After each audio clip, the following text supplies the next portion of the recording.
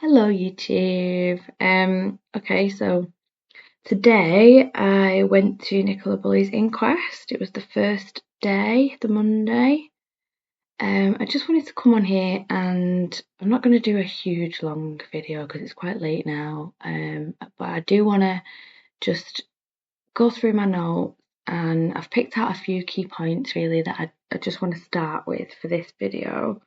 There's just a bit that I wanted to talk about with the pathologist and what she said, and also Mr. Thackeray, the police diver,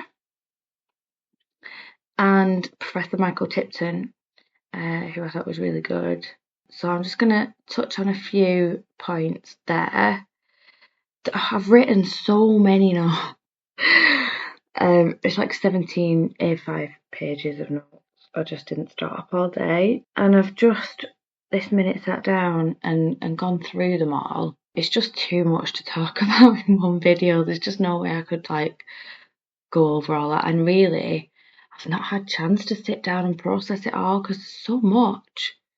We've learnt a lot today, and I just need to get my head around it all, really. So the key points with the pathologist, the thing that has stuck with me from listening to her speak was she talked about a lot of bruising on Nicola's body, and they're quite big bruises. There's an L-shaped bruise on her left thigh that is 14.2 centimetres. I've written here upper third, but I don't think that's her leg. I think that's it. Oh, I'm not sure. It's either a leg or her arm. Ignore that bit. And this L-shaped bruise is quite big. I'm not a pathologist, so and no explanation at all was given for this. Was it there before? Was it post-mortem? Was it a post-mortem? Has she sustained an injury at the time of death? I haven't a clue. So I thought that was odd. The fact that she just didn't explain that. She just said that they were there and that was it. And she went on to mention a lot of other things. No, this makes sense now. So upper third, yeah, that is on her left thigh, I think.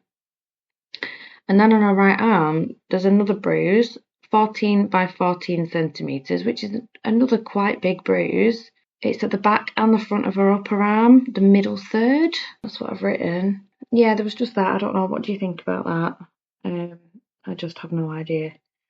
I just thought that was odd. Next bit that I wanted to talk about was the toxicology that the pathologist talked about. So what is brilliant news is there is no alcohol. There was no alcohol in Nicola's system at the time of death. There was very low levels of ethanol, which is consistent with microbial activity taking place post-mortem. She's quite happy with that level, just being indicative of that, which is brilliant because, as we all suspect, I'm sure she didn't really have as much of a problem with alcohol as is made out. So she also had paracetamol and propranolol in her system. So both of those were within the therapeutic range. So basically, she's obviously not abusing those drugs. Also, the cause of death, obviously, as we know, is drowning. One thing that she did explain was the lungs did show typical features of drowning, and she would have been alive when she entered the water, sadly. Oh, one thing she did say about the bruises is that they did not cause or contribute to her death, but that's as much of an explanation as we got. She also said there's no evidence of assault, and she also said there's no evidence of any third party whatsoever.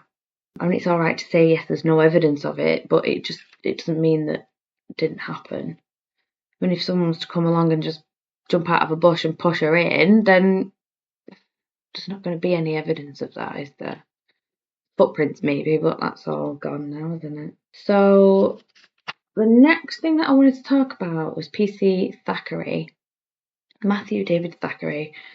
He's one of the underwater search diving team for Lancashire Police. He was one of the divers that I videoed that day on the 4th of April, and in court we managed to see the video that he was taking at the time, which was interesting to watch. The thing that bothered me about him was he started to talk about what he believed happened to Nicola.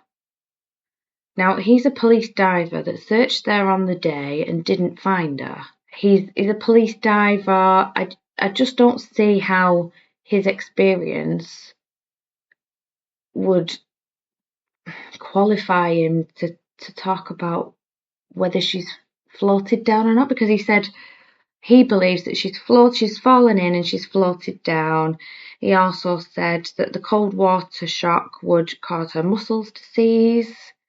I just think his comments just show that he doesn't really know what he's talking about when he's saying these things. And when he was talking, he didn't fill you with confidence either.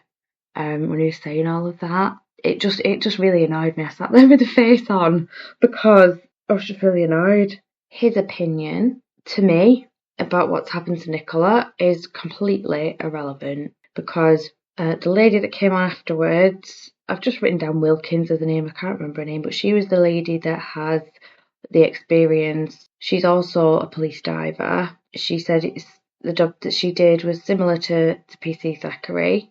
She's done a doctorate and a PhD, and she's done a lot of work on human body movements in inland waterways.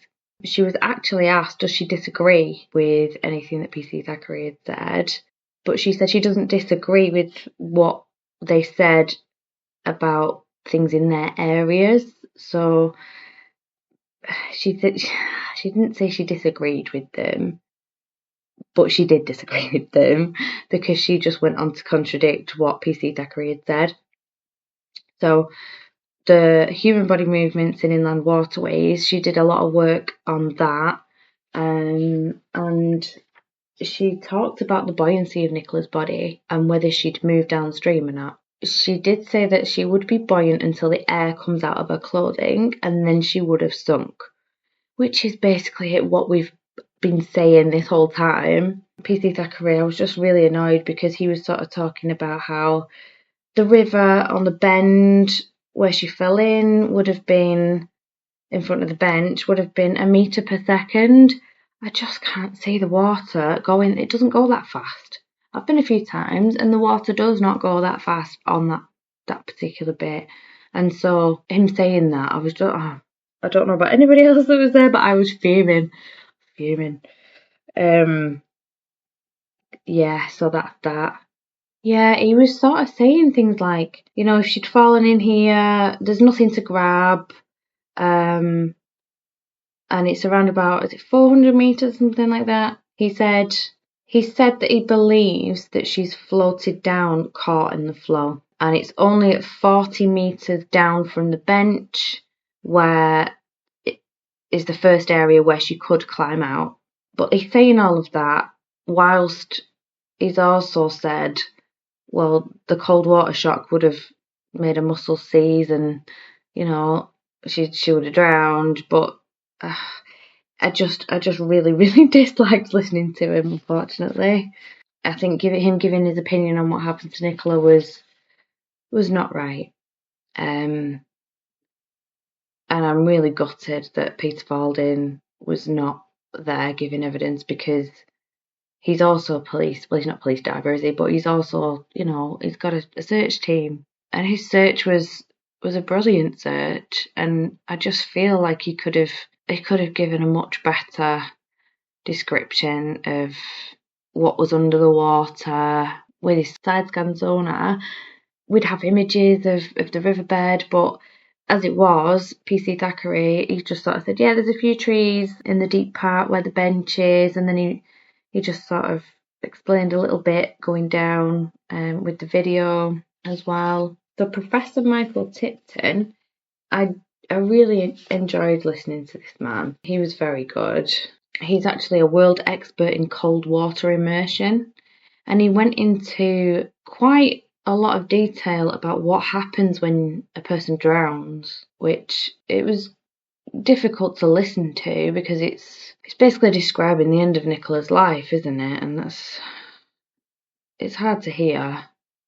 But it was interesting nonetheless. And he did basically explain that the temperature of that water being about 4 degrees, I think, the cold water shock response would have been quite powerful. He did go on to say that clothing does affect the cold water response. And even though Nicola was bundled up, it still wouldn't have been enough to offset that cold water response. Even though it's, thick, heavy winter clothes, there's nothing really to stop the water going to her skin quite quickly. And it's, she still would have had that cold water shock response. As well as the physical response, he also went on to talk about the psychological effects of drowning. So he sort of said, well, you wouldn't be thinking about where to get out, like PC Thackeray was sort of saying, oh, well, there's nothing to hold on to, so, she'd be going back to where she fell in as the first place of safety. And Professor Michael Tipton, he basically just said, well, you wouldn't even be thinking about that, because the second you've fallen in, this cold water shock response has taken over, and you just wouldn't, you'd be preoccupied. What his words were is, you'd be preoccupied by the experience of going into cold water.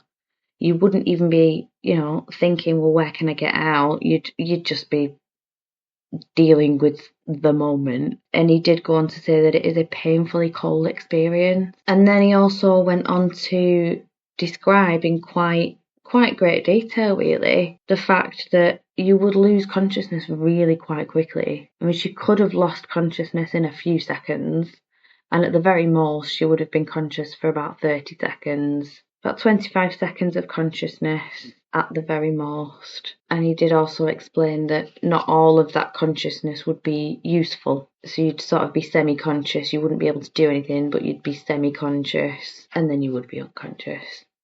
So I think one small mercy is that the likelihood is that Nicola has died very quickly. She's not suffered for any length of time, which is good to know.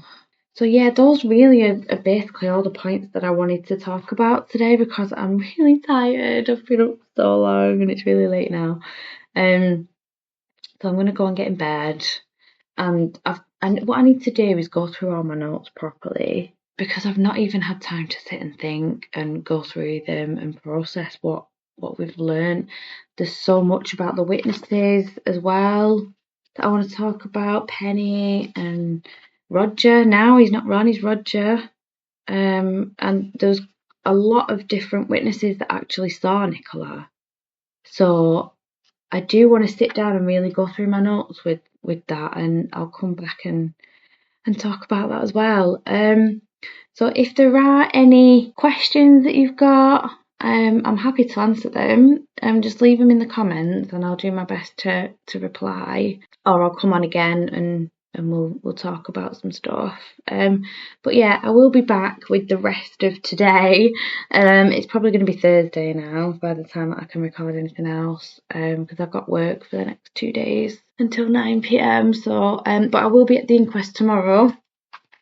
I might have to leave at lunchtime. I'll stay as long as I can, but I've got to be at work in the afternoon. So yeah, I'll be there taking more notes and seeing what happens. But yeah, it's been a crazy day, hasn't it? Really crazy. So yeah, that's all from me for today. But good night, everybody. Thank you for being here. Bye.